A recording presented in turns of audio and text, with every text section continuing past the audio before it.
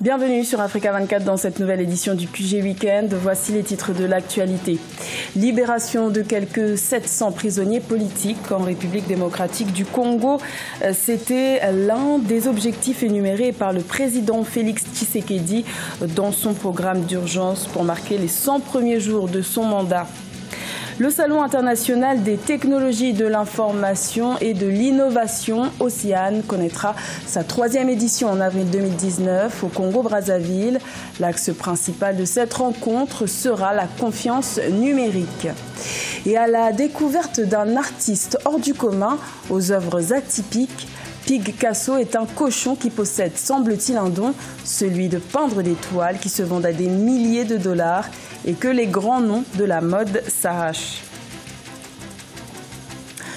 Mais tout d'abord, au Burkina Faso, l'adoption de la future 5e République se fera par voie référendaire et non parlementaire. Le président Roch Marc Christian Kaboré a décidé que l'adoption de la nouvelle constitution se ferait par une consultation populaire dont la date sera fixée ultérieurement. Le référendum sera certes plus coûteux que la voie parlementaire, mais le chef de l'État burkinabé a choisi de solliciter l'avis du peuple pour donner plus de légitimité à la loi fondamentale du pays. Cette nouvelle constitution promise par le président Roch Marc Christian Kaboré lors de son élection en 2015 devrait notamment limiter à 2 le nombre de mandats du chef de l'État. Il l'avait promis, il l'a accompli. En République démocratique du Congo, le président Félix Tshisekedi a procédé le 13 mars à la signature d'une série d'ordonnances pour la libération de quelques 700 prisonniers politiques. Cette promesse électorale a donc été réalisée, bien qu'en dehors du délai de 10 jours initialement annoncé. Reportage de notre correspondant Jacques Mboka. Libération des prisonniers politiques, le chef de l'État tient sa parole électorale. Le président Félix Tshisekedi a gracié plus de 700 prisonniers politiques. Rendu public ce mercredi 13 mars, cette ordonnance est pour certains observateurs un acte qui confirme l'engagement du chef de l'État de faire de la RD Congo un pays des droits. Nos sentiments sont les sentiments de joie et vous lisez même ces sentiments de joie sur le visage de tous les Congolais. Je pense que le président a souscrit que désormais aucun opposant, aucun Congolais ne sera condamné injustement. Détenu depuis 2011, l'opposant Diomi Ndongala sera mis en liberté conditionnelle. En liant l'acte à la parole, le président Félix Tshisekedi attire de plus en plus la sympathie de la population. Pour les partisans de l'opposant Franck Diongo, compté parmi les bénéficiaires de cette mesure, l'acte du chef de l'État est à saluer. 2 ans d'Iran, on nous a privés de la présence de notre mentor, de notre père politique, Franck Diongo Chamba, les pionniers de l'alternance. Aujourd'hui, le glas a sonné. Le chef de l'État vient de signer la grâce présidentielle pour sa libération et sa remise de peine. Les sentiments que nous avons, c'est l'émotion, c'est la joie. Les ordonnances signées par le chef de l'État ont par ailleurs sanctionné quelques responsables de la chose publique. C'est le cas du ministre des Affaires foncières, sanctionné pour faute grave, tout comme le directeur général de la Société congolaise des transports et des ports, et non seulement. Au Congo voisin, Brazzaville accueillera du 16 au 18 avril 2019 la 3e édition du Salon international des technologies, de l'information et de l'innovation, OCEAN. Une édition placée sous le thème « Développer la confiance du numérique pour garantir une économie prospère à l'heure où la protection des citoyens et la confidentialité des données personnelles font débat ». Corinne Camdem. À l'initiative de l'association Pratique, la 3e édition du Salon international des technologies de l'information et de l'innovation se tiendra du 16 au 18 avril 2019 au Palais des Congrès de Brazzaville au Congo. Internet représente aujourd'hui environ 25% de part dans l'économie mondiale.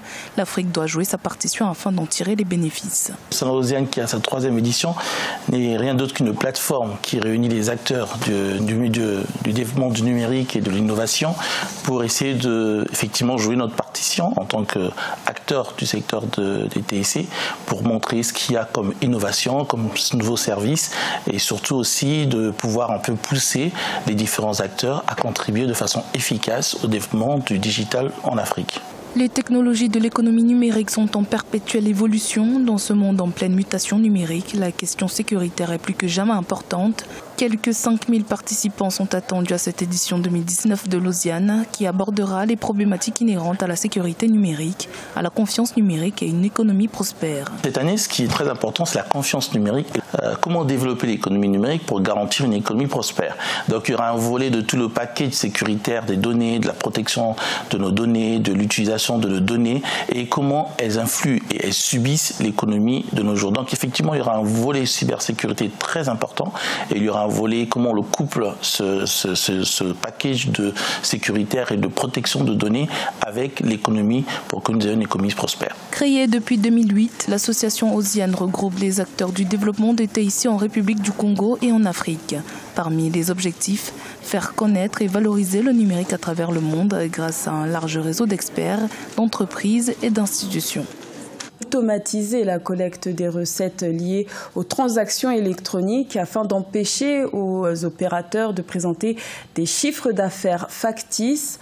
Notons que selon la loi de finances 2019, 1% de commission des transactions en monnaie électronique doit revenir à l'État congolais.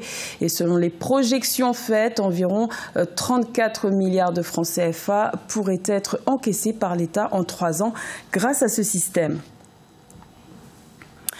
La Commission des droits de l'homme des Nations Unies appelle l'Union africaine à mettre en place un tribunal pour le Soudan du Sud. En effet, d'après l'enquête menée par la dite commission, de nombreux incidents documentés pourraient constituer des crimes de guerre et des crimes contre l'humanité dans ce pays dévasté par une guerre civile de près de 5 ans qui a déjà fait plus de 380 000 pertes en vie humaine et quelques 4 millions de déplacés. Corinne Kamsefem.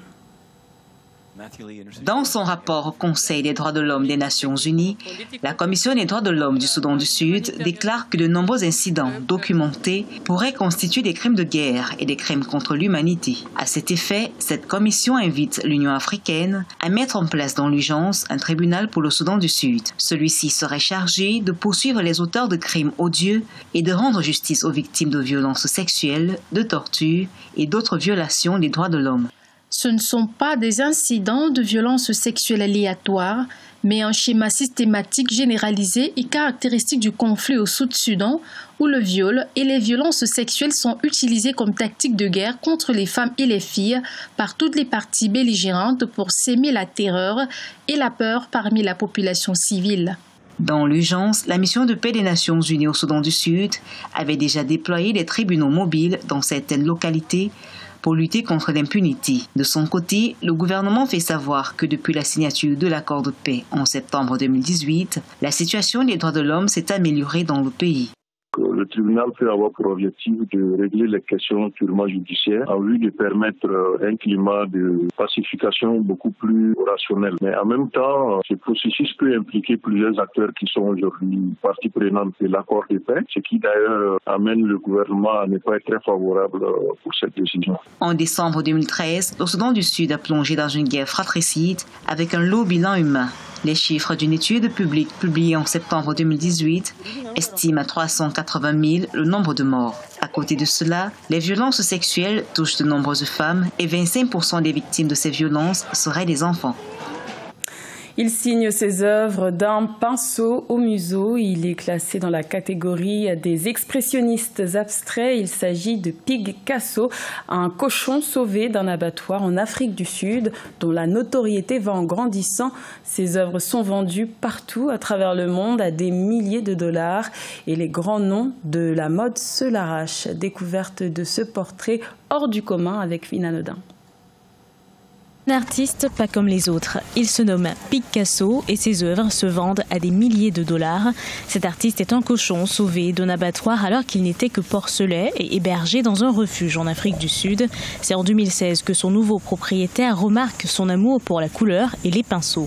Eh bien, les cochons sont des animaux très intelligents et quand j'ai amené Picasso ici dans la grange, je me suis demandé comment le divertir.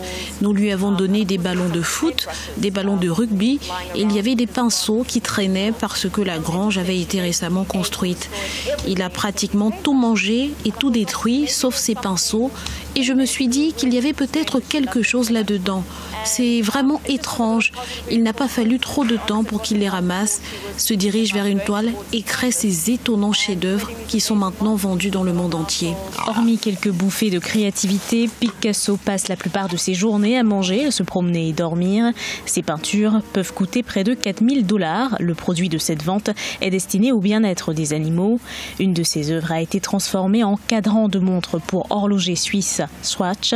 Swatch a annoncé une collaboration avec Picasso au mois de février 2019. Le fait qu'un animal que nous voyons comme nourriture, du bacon, des saucisses, etc., devienne un artiste connu dans le monde, c'est vraiment intéressant. Si une marque de montre internationale telle que Swatch s'aligne sur quelque chose d'aussi différent, cela signifie aussi qu'elle est à la recherche de quelque chose d'innovant, d'important, de ce qu'ils ont toujours fait et de ce qu'ils ont toujours vu. Alors, ça marche. L'art de Picasso a été présenté en tournée l'année dernière dans l'exposition Oink. Ses œuvres ont été présentées en Afrique du Sud, au Royaume-Uni, en France, en Allemagne et aux Pays-Bas. Picasso est un expressionniste abstrait. Un pinceau au museau, il crée des traits, des formes sur une toile maintenue dans sa chape. C'était le journal de la rédaction. Merci de l'avoir suivi. L'information continue sur Africa 24.